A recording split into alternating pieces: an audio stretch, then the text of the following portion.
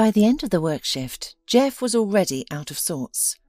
Routine work all day long, patterns, details, a picky foreman, colleagues who didn't shine with intelligence. His mother's words echoed in his mind. "Study, son, then you can choose a good profession and go to work in a suit and tie." These educational moments were always interrupted by his father's loud comments. "Sarah, why are you talking nonsense? Suit, tie, glossy shoes? You want our son to grow up to be a soft-handed man? Not while I'm alive. He'll follow in my footsteps. Working men are always needed. With a worthwhile trade in his hands, a real man will always earn a piece of meat. And meat for a man is his food and his strength. Remember what your daddy said, son." Now, standing under a hot shower in the locker room, Jeff dreamily imagined how Bonnie would serve him a plate of hearty soup with a big piece of meat at home, followed by a second course, meat again, with plenty of side dishes. His wife was an excellent cook and never disappointed him. He'd lucked out marrying a woman with a real chef's diploma, and the fact that he wouldn't let her work in her profession, well, there was no point wasting her culinary talent when he alone could eat everything. Jeff arrived home in good spirits. The enticing aroma of Bonnie's speciality cutlets wafted through the apartment, lifting his mood further. After washing his hands thoroughly, Jeff decided to play the role of strict father and called 10-year-old Amelie and 7-year-old Billy to the hall to listen to their report on school progress. He examined his eldest daughter's diary, full of A's and B's, asked about the drawing in his son's album, and upon learning it was a horse in a meadow, laughed heartily. "You'll never be Thomas Cole, that's clear enough, but no matter, don't get too excited. You'll work at Daddy's factory. Not everyone becomes an artist. Your mother and I once went to an exhibition. I'll tell you this, a scribble is a scribble. It's not a real occupation, just idle hands at work. Now run along, our mother's calling for dinner." Jeff sat at the kitchen table, without asking if the others had eaten. He gazed at Bonnie with satisfaction, deciding that tonight he might favour her, fulfil his sacred male duty. That's how he always referred to intimacy with his wife, believing he was doing her an honour. Unaware of his thoughts, Bonnie went about her usual routine at the cooker. She removed his empty bowl of soup, set before her husband a pan of steaming cutlets, arranged mashed potatoes on a clean plate, and moved a bowl of salad. Surveying the table, the head of the family began calculating something in his mind. "What's all this? We were at the market together on Saturday. Meat's getting more expensive by the day, yet here we have beef soup, cutlets with potatoes, and out-of-season fresh vegetables.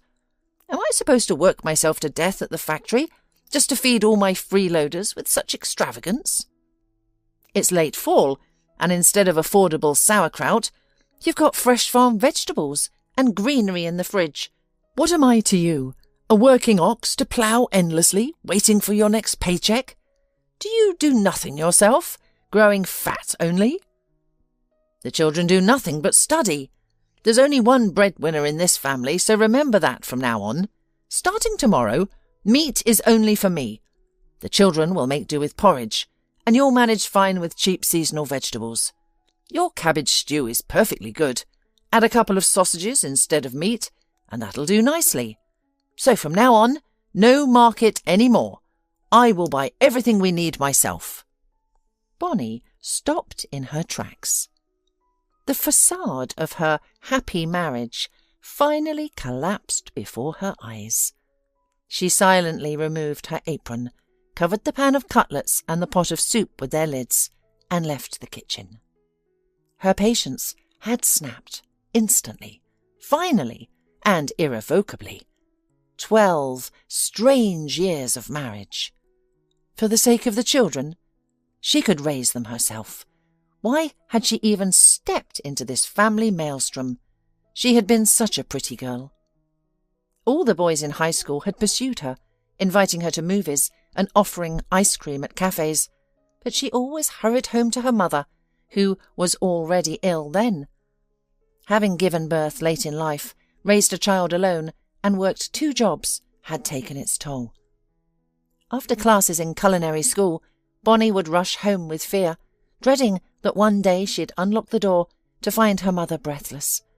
In the end, her mother passed quietly in her sleep. Bonnie found her in the morning, wearing a peaceful smile, something that made it even more devastating. The grief was overwhelming, and soon Bonnie had been driven into marriage by profound loneliness.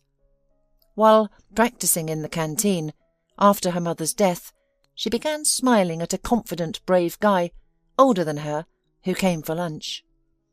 "Oh, you're an appetizing girl. I could eat you up instead of a bun."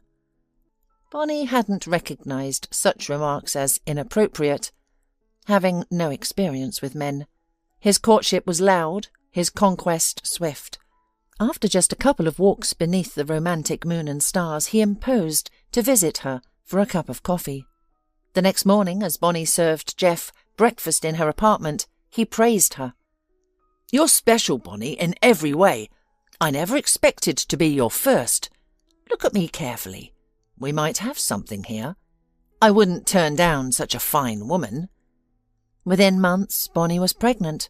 Jeff played the gentleman, bringing his girlfriend to the registry office, all proper and formal. They had a modest wedding. They settled in Bonnie's inherited apartment, where Jeff immediately declared himself head of the household. Their family life followed the old patriarchal ways. Bonnie knew little about proper marital relations. She genuinely believed that this was normal married life. The epiphany came later. She would walk in the courtyard, first with Amelie, then with Billy. Other young mothers glowed with happiness, pushing strollers near the playground, checking their watches expectantly. Soon enough their husbands would appear, bearing flowers, cakes, or other signs of affection. Jeff dismissed such gestures as foolish. He would condescendingly buy ice cream for the family in the park, strutting beside them. "Look how generous I am. I'll even buy movie tickets." He truly believed these weekend outings were enough for happiness. "Yearly seaside vacations? Don't joke," he'd say. In his opinion, one coastal trip with his young wife was sufficient. The children could go themselves once they grew up and started earning. It was enough that he fed them, clothed them, bought necessary books and toys. Some might find Jeff's character terrible, but this was precisely who he was. It started when his own father would shut the refrigerator in his mother's face, saying, "Eat what you earn. Jeff can boil himself a wiener, but don't you dare touch my meat stew." Young Jeff initially felt troubled by his father's outbursts, secretly sharing half his wiener or cutlet with his silent poor mum, or offering her bites of his chocolate. Then something shifted within him. Why share with his mother? She wasn't starving. She managed on pasta, porridge, bread and water. It wasn't quite a bad diet. "Women don't need meat at all. They don't physically work like that." The boy used to repeat his father's words in his mind. Bonnie was well acquainted with her colourless, quiet mother-in-law. The elderly woman attributed her gloominess to the hardships of widowhood. She spent her days at home, never going to the mall, movies or park. Her only entertainment was chatting with neighbours on a bench and walking to the pharmacy and grocery store. Bonnie hadn't delved much into such matters initially. She saw her mother-in-law as stiff, silent and uncommunicative, attributing it all to personality. Only later did she realise she herself was inexorably sliding toward the same bleak state. Without change, she would become equally battered. Then one day, to her horror, she recognised she had never truly loved her husband. Jeff's rudeness and greed were unbearable. Thus, she learned to avoid marital duty cleverly by feeding him until he was too full to want anything else from her. She would bring snacks to him while he watched TV in the evenings. Then she would slip into the bedroom once he dozed off.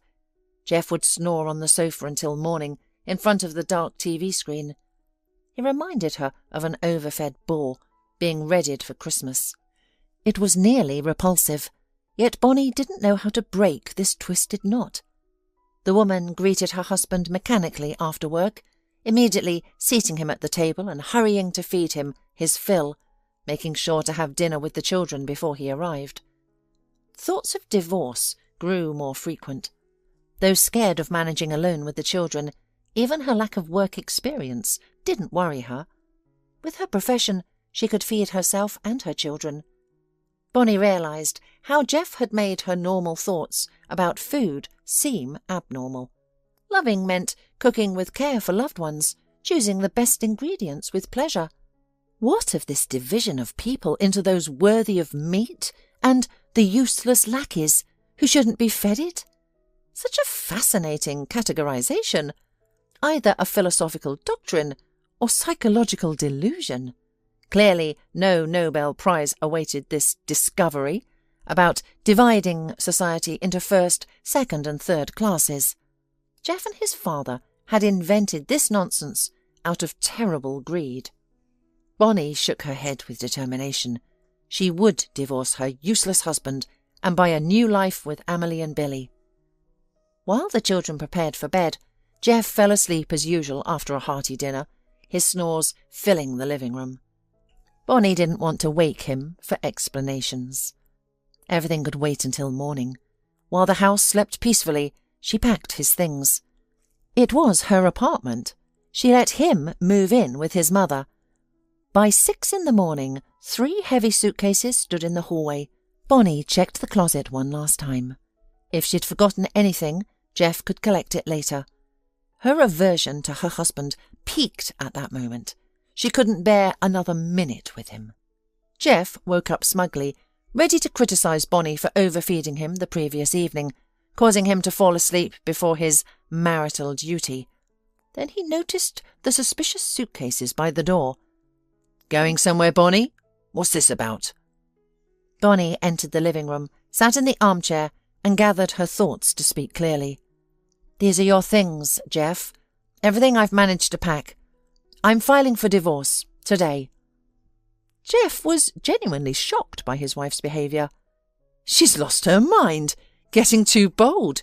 Must have woken up on the wrong side of the bed, he thought, determined to teach her sense immediately. Not wanting to delay the lesson, Jeff grabbed a kitchen towel from the ironing board. He swung to strike Bonnie's face, intent on putting her in her place before she got too defiant. Bonnie merely smiled faintly. She had crossed the Rubicon and was ready to burn the remaining bridges. Without scenes, fights or scandals. Jeff's blood ran cold when he heard her voice. She had never spoken to him like that before. "I never noticed, Jeff, that you have trouble hearing. Did you misunderstand my words? You will leave this house with your belongings right now. I'll even wrap up some food for you, so you won't go hungry on the way." Jeff suddenly went limp. He clearly realised that Bonnie was not joking. She was kicking him out in earnest. He hadn't expected such a turn from his usually docile wife. He was confused, unsure how to behave or what to do next. Seeing him surrender, Bonnie smirked. "It won't be difficult for me to put your suitcases outside without your help. I'll handle things with the children. And don't let your shadow darken this doorway again. It's over between us, definitively and irrevocably. I won't live another day with a man like you. I'm done." Jeff had no fight left in him. Gone was his desire to command her in his usual gruff voice. Before him stood a stranger, a woman he no longer recognised. Unable to predict what she might do next, he retreated from this battlefield without waiting for a more dramatic finale. He quietly carried the suitcases one by one into the entryway, accepted the lunch bundle from his wife's hands, and absently sniffed it. The package smelled enticingly of Bonnie's signature cutlets. Jeff wanted to pinch himself. Surely this was just his worst nightmare. The illusion shattered with a thunderous slam as Bonnie shut the door behind him. Jeff's mother, sitting on a bench near the entrance of her house, couldn't believe her eyes.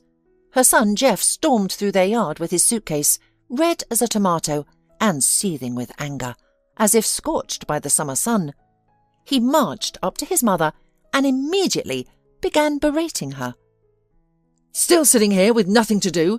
Let's go home. I'm hungry after my shift." The woman, long accustomed to avoiding unnecessary questions, scurried ahead of her son. She quietly opened the apartment door and hurried to the kitchen. Though the refrigerator was nearly empty, she could make pasta. Seeing the finished dish, Jeff's face reddened further. "Mother, you have a grown man sitting here." "I live on my pension, Jeff. How can I afford delicacies? I've always tried not to burden you, never asked for help. Even after working at the factory my whole life, the state didn't give me much for my old age. But don't worry, I manage. Everyone has such a pension nowadays." Jeff couldn't stand his mother's chatter. An empty pasta, even without cheese, irritated him even more. He hadn't eaten such awful food since kindergarten. Now he had to adjust to this bewildering new life. Let Bonnie cool down. He'd find a way to get her back in his possession. Meanwhile, Bonnie savoured her freedom. She quietly pulled some meat from the soup, added it to the pasta, and fed her little family. She kept reflecting to herself. The air in the apartment seemed fresher, and the children hadn't even asked where their father had gone. With his departure, everyone felt happier, more peaceful, more serene. Even fate seemed to be on Bonnie's side. Whilst searching online for a pie recipe, she stumbled upon an interesting advertisement. A new seaside hotel was hiring staff. They offered shift work with housing provided. The vacancies included cooks, waiters, and kitchen workers. A note mentioned that the hotel also accommodated preschool children, with a separate camp organised for them. Bonnie completed the online application without any hesitation, silently grateful for her interest in computers during her studying. Though Jeff had disapproved of her hobby, he had eventually bought her a friend's old, worn-out laptop after she convinced him she'd use it to find new recipes for him. As luck would have it, she didn't need to visit any employment agencies. 2 days ago, Bonnie received an email invitation for an interview. The branch office of this major coastal hotel chain was located in a modern business centre. How far Bonnie was from such a business-like beauty. However, she opened the door to the office confidently, and with equal confidence, she answered all the questions of an employee from personnel services. After listening to Bonnie, the woman fell silent for a moment before delivering her verdict. "You have no practical work experience, which is a significant disadvantage, but we're willing to try you as a kitchen worker. You'll work under the cook's supervision, and we'll see how it goes. Your children can stay with you in our staff dormitory. We'll provide you with a separate room. Expenses for their accommodation will be deducted from your wages, but you'll still earn enough. Your shift starts May 25th, and the season ends September 25th. Bonnie flew home as if on wings, eager to tell her children the wonderful news. They had never seen the sea before. 4 months on the south coast. It was like a fairy tale.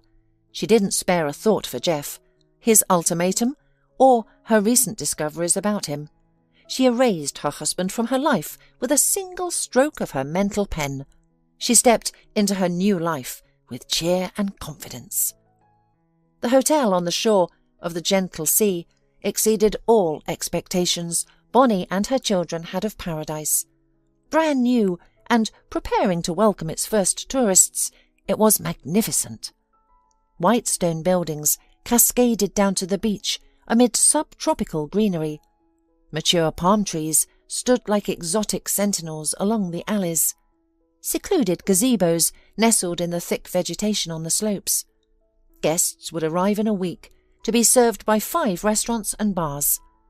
Bonnie was assigned to the vegetable preparation area.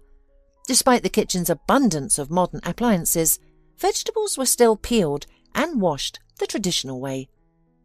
Only afterward were they precisely cut with sharp knives and choppers, Large potatoes, long red carrots, pungent onions and round beets in shades from fuchsia to Bordeaux, soaked in large containers, cleaning off garden soil.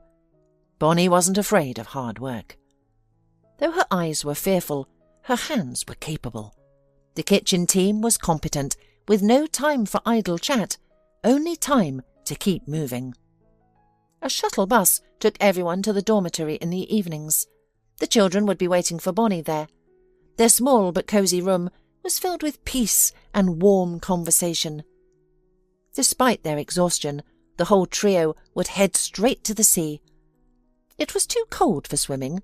The waves rolled majestically to shore, just as they had for centuries, and the children were enchanted by the salty waters, walking until sunset before dinner. Thank goodness, the dormitory food was excellent. Bonnie wouldn't have had the energy to cook for the children here too. On opening day, from the restaurant windows, they watched a stream of cars bringing vacationers onto the property. Agile young men efficiently carried luggage to the buildings, while a well-dressed, cheerful crowd chatted animatedly at reception. Adjusting her headscarf, Bonnie was hurrying to accounting with paperwork when she noticed an unusual sight. There were 3 of them, a man in his 40s and 2 elderly people. She knew instinctively they were his parents.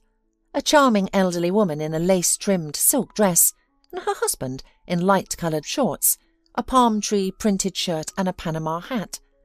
Though they made quite a picture, their son seemed completely at ease. He served his parents cool water with orange slices from the lounge bar, and then adjusted his mother's glasses and kissed her cheek. He rushed to handle their reservation. Bonnie felt a twinge of envy. Her own mother was no longer alive. However, smiling at the touching scene, she hurried to complete her task. She soon forgot about the devoted trio. The next day, the same caring son entered the kitchen through the back door. He was looking for the manager, who had gone to meet suppliers. The chef came out instead to speak with him, and he made his request. "My mother turns 80 in 3 days. This trip is my gift to her and my father. I'd like to order a special, unique cake from you. I've detailed everything here, including the ingredients needed." The chef unfolded the paper, read it slowly, moving her lips silently, then handed it back. "That's impossible.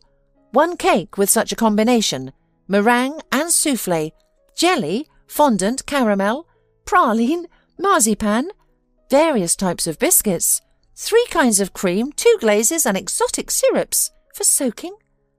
How do you know so much about confectionery? Are you a restaurateur?"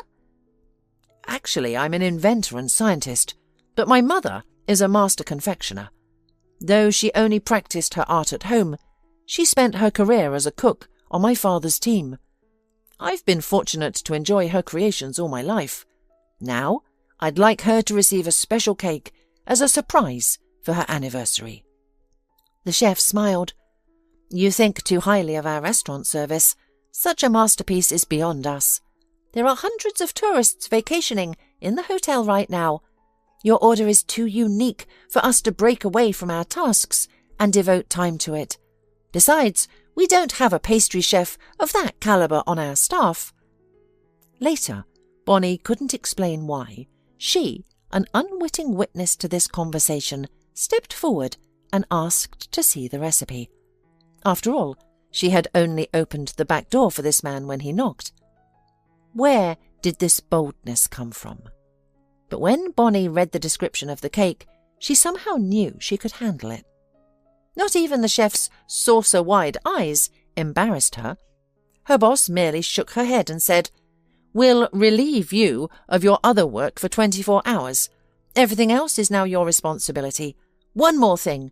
Purchase the ingredients yourself, if you're so ambitious. Our service won't have time to deal with all that."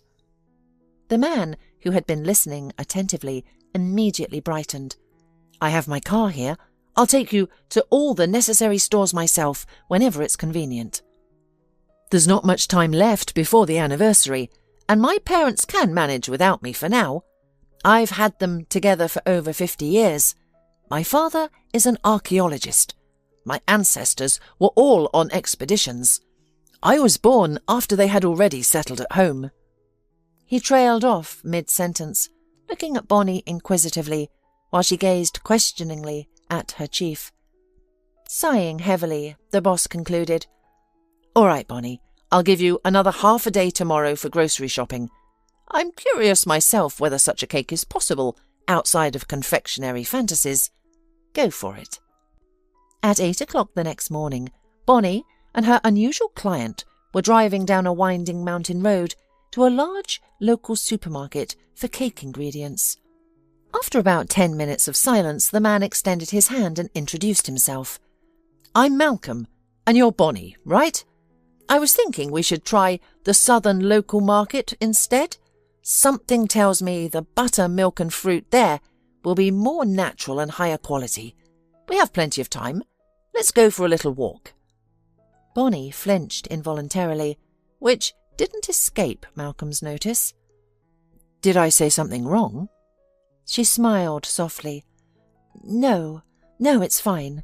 It's just that, because of circumstances, I don't like markets, or even that word." Malcolm regarded her with curiosity. "Tell me why. We have quite a bit of time during our drive. I promise whatever you tell me will stay between us." Bonnie hesitated. Telling a stranger about her troubles seemed unthinkable, but she was so tired of suffering alone in this cauldron of mental anguish, so worn down by adult loneliness. These weren't things she could explain to her children. So unexpectedly, watching the mountain scenery flicker past the window, she found herself telling everything to her companion, who proved to be an incredible listener. After her story, Malcolm remained silent for a long while, lost in his own thoughts, before finally speaking. She could only listen and try to remember his words. "I'm very lonely too, Bonnie. Alone in my personal life. My wife left me when she learned I couldn't have children because of radiation exposure. I'm a nuclear physicist working in a classified facility. I don't regret anything. I live by the principle of who else but me." Then Bonnie interrupted him. "And I try to survive, raising my children in difficult conditions. But when I come home from work, 2 sons embrace me, and all my sadness vanishes like magic." "Oh, I'm sorry, Malcolm. Forgive me. I didn't mean to hurt you with my words. A woman with her children always has light in her window, even in troubled times. That's all I meant." Malcolm couldn't understand why he felt compelled to be so open with her. This lovely woman awakened an unfamiliar warmth in him. He wanted to protect her, to shield her from all hardship, to stay by her side. He'd never felt such things, even for his wife. How had Bonnie so quickly found the key to his heart? After sharing their life stories, both realized they felt remarkably comfortable together. Bonnie calmly visited the market she usually avoided, selecting the finest ingredients for the cake. Meanwhile, Malcolm bought her a luxurious bouquet of roses. He earned well and hadn't spent money on a woman in ages, having only pampered his elderly parents. On their way back to the hotel, they stopped first at her dormitory. Bonnie wanted to put the roses in a vase to keep them fresh. She invited Malcolm to see how she and her children had settled in, and his heart ached again. The small room was somehow both homely and cosy, simple yet charming. He suddenly longed for Bonnie to welcome him home from work, to check his daily accomplishments, to serve him dinner, with or without meat. It didn't matter. At the hotel, they encountered Malcolm's parents walking along the shady alley. He quickly put his finger to his lips before introducing his companion, hinting that the cake remained a surprise. His mother gave him a subtle wink.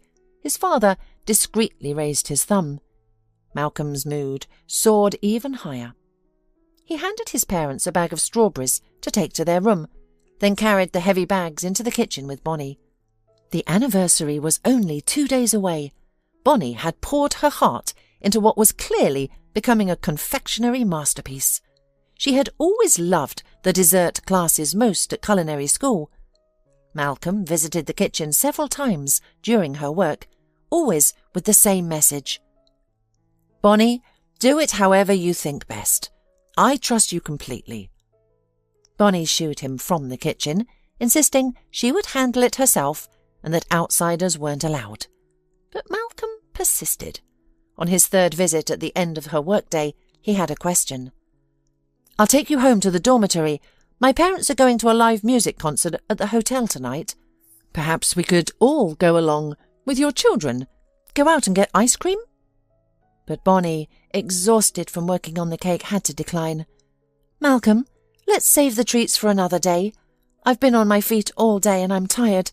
I can't even take the children to the sea today." Malcolm was disappointed but didn't make a fuss. This woman was steadily claiming more space in his heart. For the first time, Malcolm couldn't enjoy his parents' rapturous appreciation of the saxophone. His thoughts dwelled only on Bonnie. He was amazed how she occupied his mind, appearing before him in light blue jeans and a light-coloured checkered shirt, making it impossible to focus on anything else. He tossed and turned all night, waiting for morning, when he and his parents would go to the restaurant for breakfast. They planned to present the cake at lunch.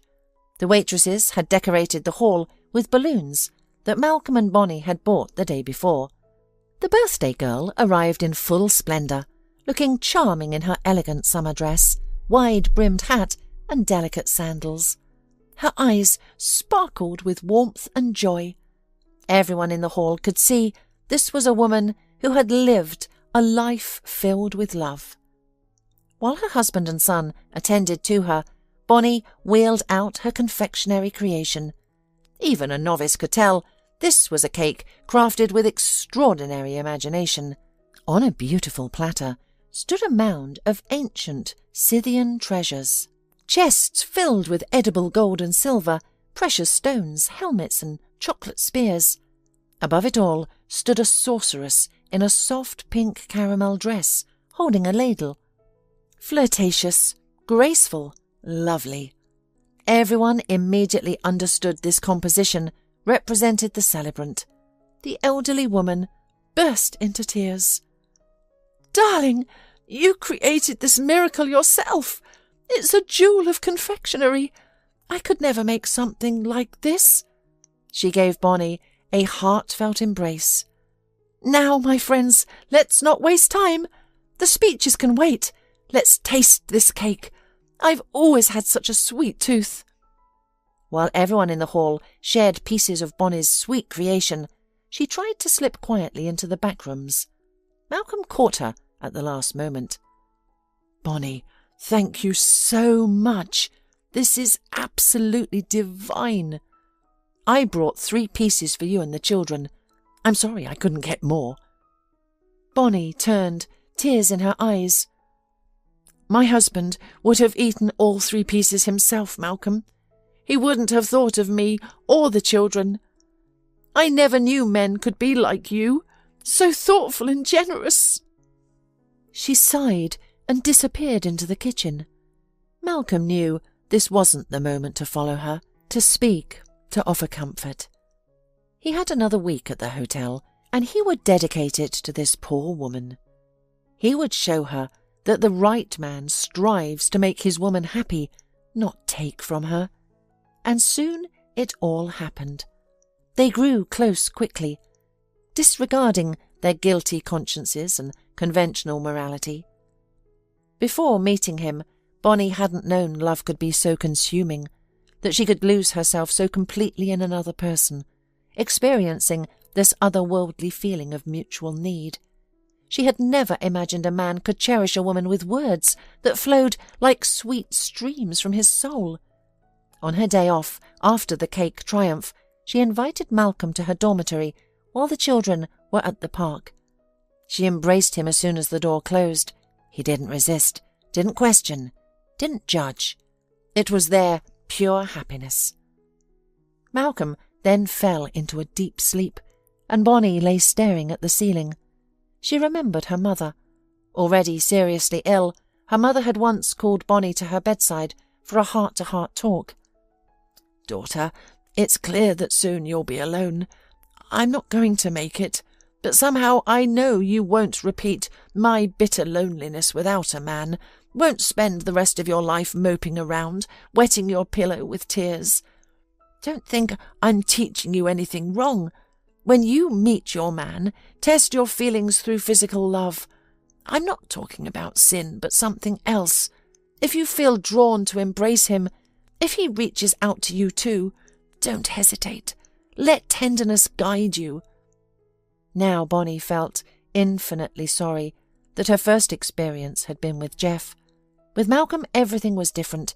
She had known she wanted to be with him from the moment she accepted his bouquet of roses, while they worked on the cake for his mother when she invited him to the dormitory today. In earthly love, shame falls silent. The need to be loved comes first. Bonnie didn't even dwell on the fact that they only had 6 days left. Then Malcolm and his parents would leave, and she would return to her closet with unpeeled vegetables. Cinderella would be left without her beloved prince. She would have to live on memories of their love. Such was her fate, in her mind, and she agreed to that. Meanwhile, Jeff was restless. As he pondered about all the situation, realization struck him. Fine, let Bonnie go to the market. Let her buy whatever food she wants. Let everyone in the house eat meat. He had agreed to work tirelessly for them, but Bonnie must return to the stall of their family.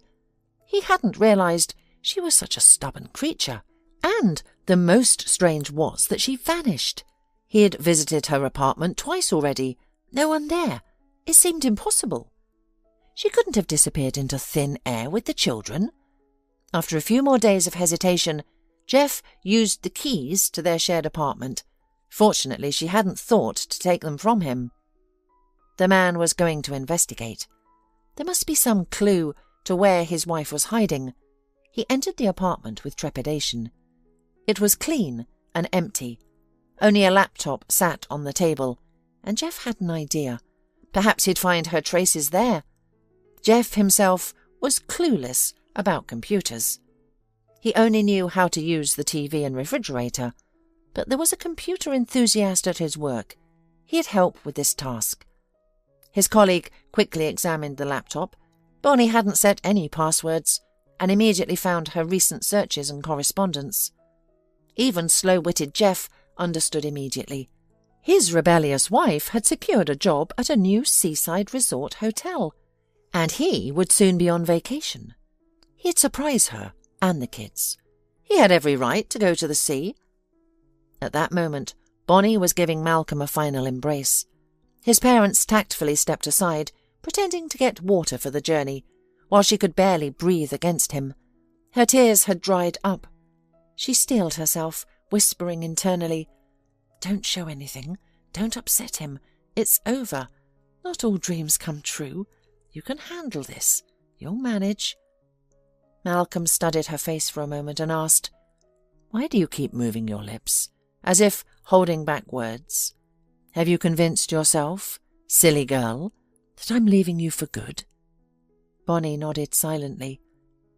Malcolm pulled her close again and whispered in her ear, "I just need to settle things at work.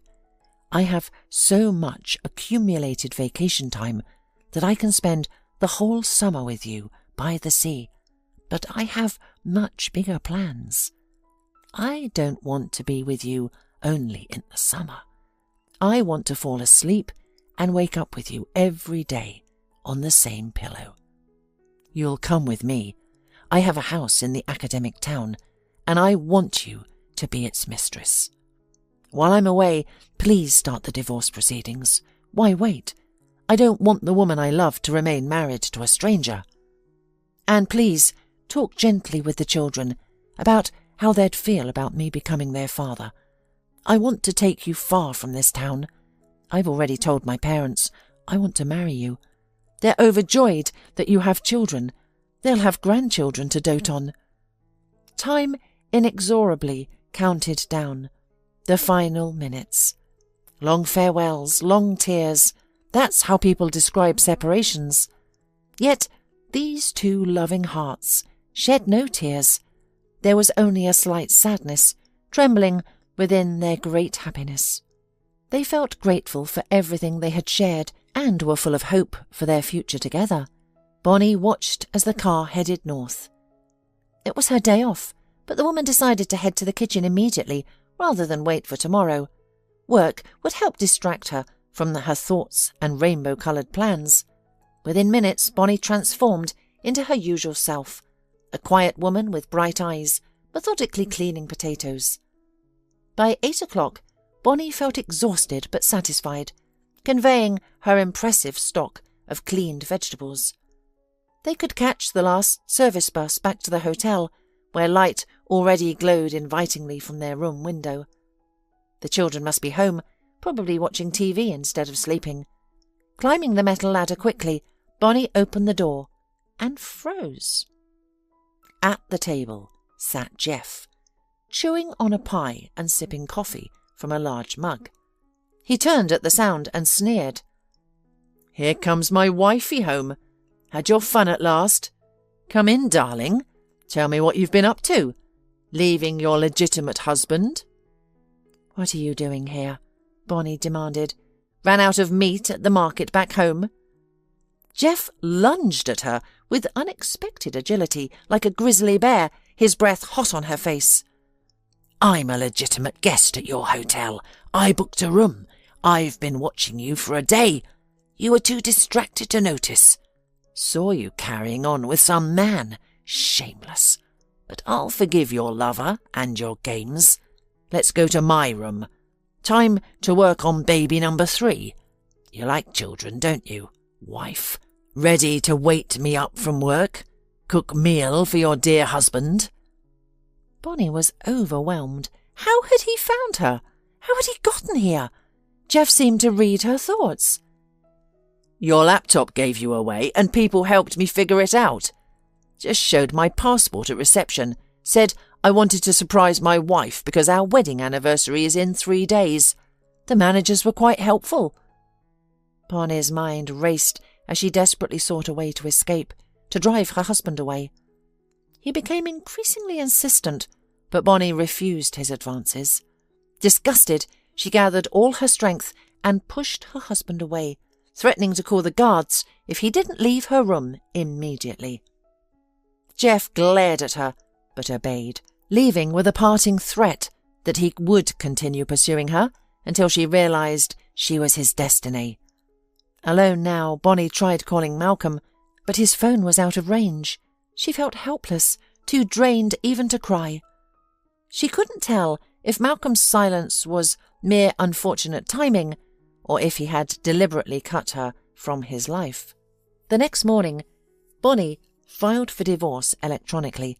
She would never again submit to Jeff's will. Meanwhile, Malcolm was deeply troubled. A major scientific experiment was scheduled at work in the coming weeks, and his presence was essential. His colleagues depended on him completely. For the first time, his devotion to work created conflict. His heart was torn between love and duty, unable to abandon either his colleagues at this crucial moment or Bonnie. He called to explain his delay, but she responded with cool detachment, as if she had expected this. When he tried to explain the emergency, she cut the conversation short, promising to call back later to discuss everything. She never did, not that day nor the next. Finally, Malcolm had no choice but to immerse himself in his scientific project. Working day and night, he would return home so exhausted that he would only collapse into bed and fall into deep sleep. The week with Jeff felt like imprisonment for Bonnie, though she had one small mercy. He no longer attempted to get close to her. He occupied himself with the children, went to the sea and slept in his own room. To outsiders, they appeared like a normal family, celebrating their wedding anniversary. On their anniversary day, he bought her a bouquet of daisies and got home the next day.